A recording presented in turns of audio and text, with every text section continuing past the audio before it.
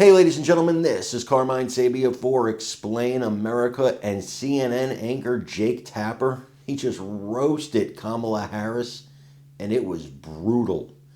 Before we get started, please make sure you like, comment, share, and subscribe. Those little things really help us out, and they help our channel continue to grow. And if you're not watching us on YouTube, please check that address in the lower right-hand corner. It's youtube.com/@ExplainAmerica. And hit subscribe absolutely free. It really helps us out. You know, Jake Tapper, he's certainly not known for being a MAGA guy. But he does try to give it to both sides on his CNN show. He definitely hammers Republicans more than liberals from what I can see. Definitely more on the Democrat train.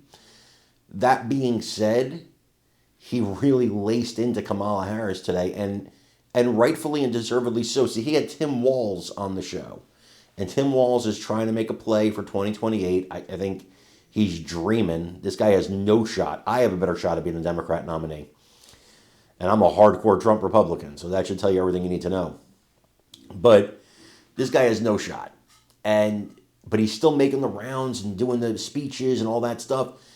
And so, he's talking about, how bad Trump is doing, and, Jake Tapper sits there and he goes, well, you guys gave your message. He's like, you had Kamala Harris out here this week talking about I told you so, but what did you tell him? He said, your message failed. Trump won every swing state. He won the popular vote. What exactly did you do? You failed miserably. It was actually a beautiful takedown because Tim's just sitting there going like a moron while Tapper is torching him and Harris. I want you to watch this video. And then, by the way, Tim gives some lame excuse after that and some lame talking points that aren't even true. So I want you to watch this and let me know what you think in the comments.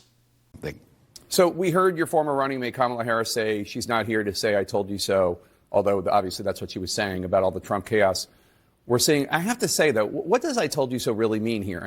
People heard her message. They did not vote for her. She lost every battleground state. You yourself have criticized the Harris-Walz campaign for being too cautious. She may have told the American people, she may have warned the American people, but she didn't do it compellingly enough to win.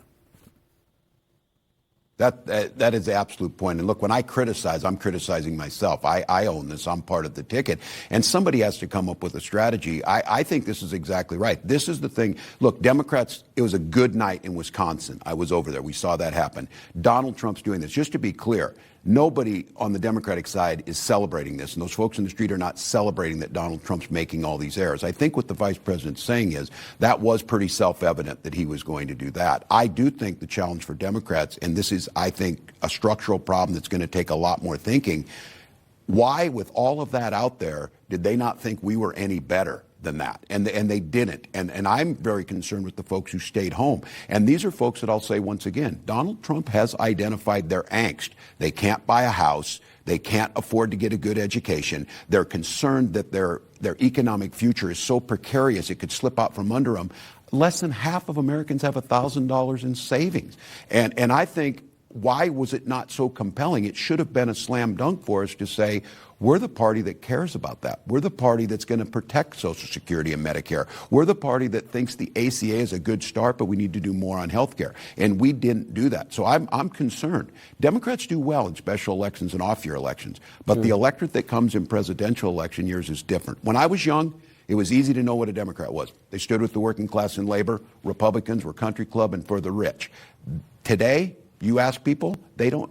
We have a 29% approval rating. Yeah. It doesn't help us any that Donald Trump ends up with a 25% approval rating. We have to get back to the core issues, that this is about making America prosperous and stable and innovative for everybody. Well, what do you make of the criticism that one of the reasons why your party was so resoundingly rejected last November is because Democrats were gaslighting the